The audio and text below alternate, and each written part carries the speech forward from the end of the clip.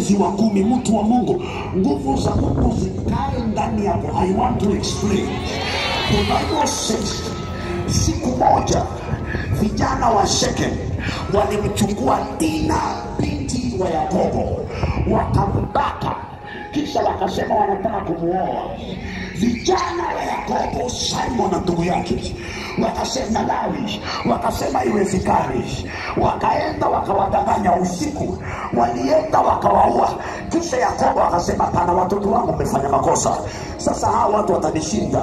Lakini Yakobo akawaambia, rudisheni hii miungu yote mmepata hapa, alafu tuanze safari. Walipoanza safari, nguvu za Mungu zilishuka Shechem, ardhi ikatetemeka, familia moja ikitembea.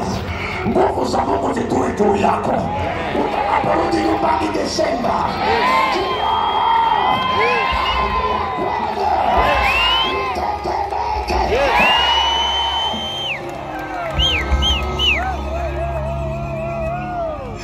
Wachawi wameneja baada ya mwingine.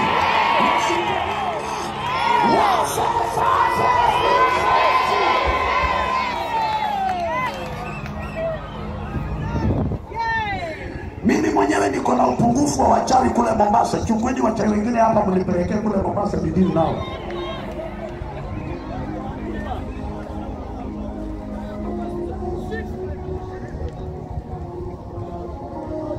Mwingine akasema Pastor Ezekiel akona majini. Si waulize wenye majini.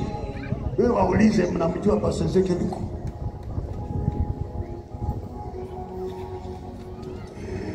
Waombezi hapa, nguvu za Mungu zitue ndani yenu.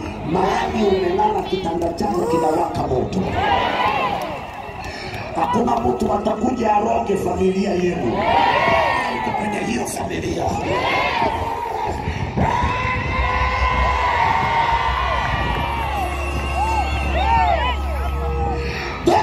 says, and God said to Joshua, the same way I was with Moses, so shall I be with you. I will perform miracles in your midst, that your people may know I have anointed you. Naomba nguvu za Mungu kitambo ifike Monday, ingie na wewe kwa biashara, ingie na wewe kwa kazi.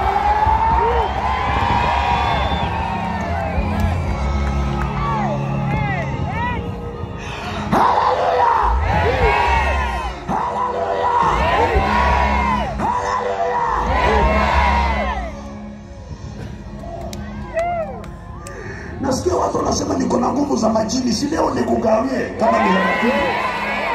Fanya nayo biashara mpaka wakimbie. Uza mpaka wauze wao.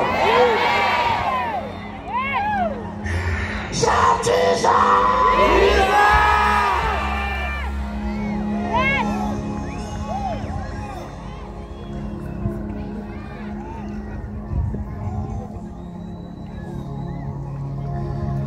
Sifiwe Bwana Yesu, sifiwe Bwana Yesu.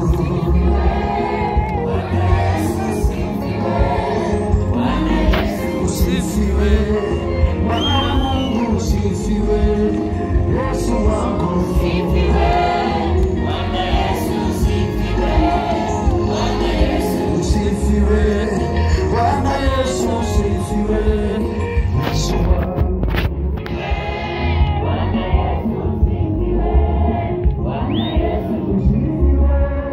Bwana Yesu, sifiwe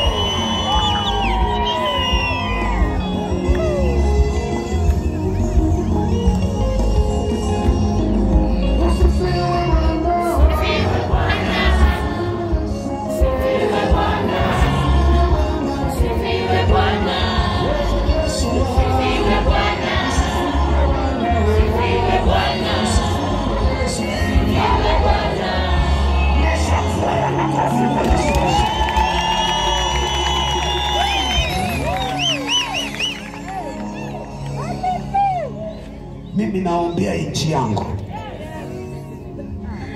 Yale makanisa yamejengwa Kenya ni madogo madogo. Kizazi kinachokuja sasa na hata miaka inayokuja yajenge makanisa kama stadium. Are you ready, Kenya?